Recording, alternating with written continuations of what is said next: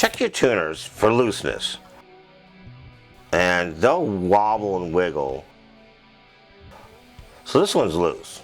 So you take off the tuner that's loose and you take the needle nose and you crimp the flanges tightly together because they tend to get separated.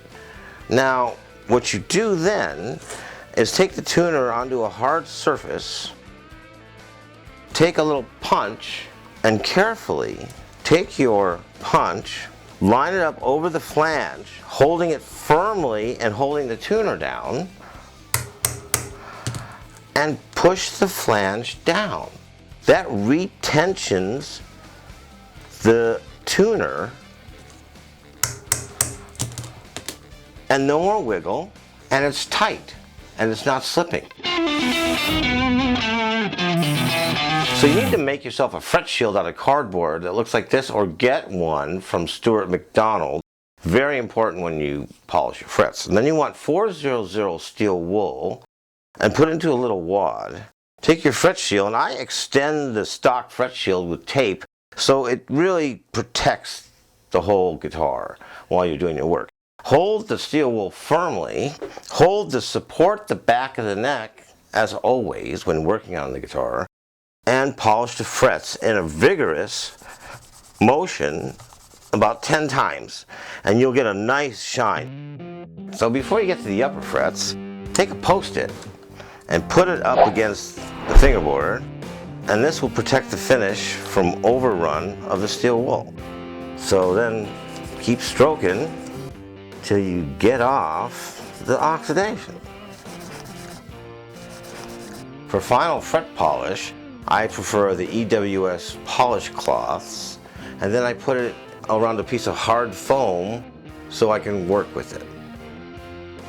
Then you basically take your fret shield again and put it down, and take the polish pad, and it polishes the fret into a beautiful mirror-like patina, which is what you want. Put the oil on sparingly, and just put it on, let it sit for like a minute, and then take your cloth and work it parallel to the frets. So you're working the oil into the wood. If your fingerboard's dirty and it has a bunch of funk on it, you'll need to scrape that off with either a razor blade or use some naphtha to clean it off. Don't oil over funky, dirty fingerboards and put that into the board. That's a no-no.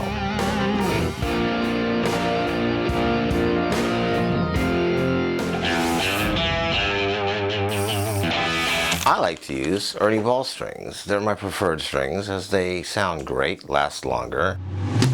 Take your bridge, put it in the proper direction,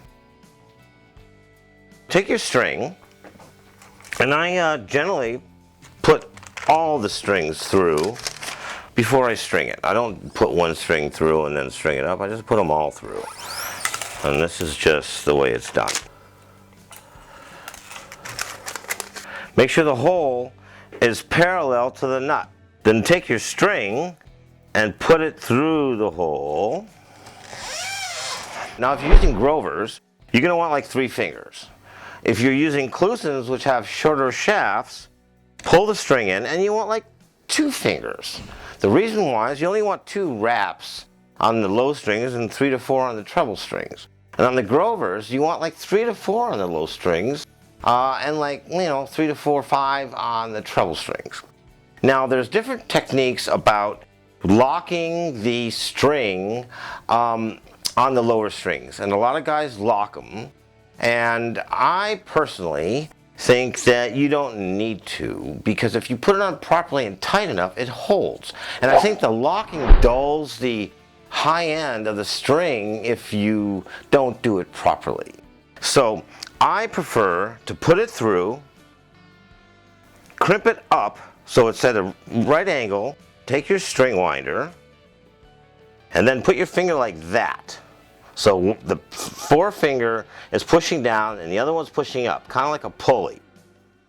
and then wrap your string, and you always wrap your string down and get it tight. And it makes a difference in the sound. Now, the technique of locking the string, if you prefer to lock your lower strings, is as follows. When you lock it, you pull the string back underneath the string, like so, and then I use a tool usually when I'm doing this to hold onto it tight, and you pull it back like so. We're on the treble side now. We're doing the G. 3 to 4 fingers on the G. We're gonna lock this puppy, so you bring it under like so. So you pick the little string, you put it under, take your tool and pull it tight. So I'm pulling on the needle nose and I'm pulling on the other string, and then I'm taking this back and locking it. All right? Still have tension on this string, never letting go of the tension. Take my little screwdriver, put my finger down like that, like a pulley, and wrap downwards tightly so that I have a nice even wrap.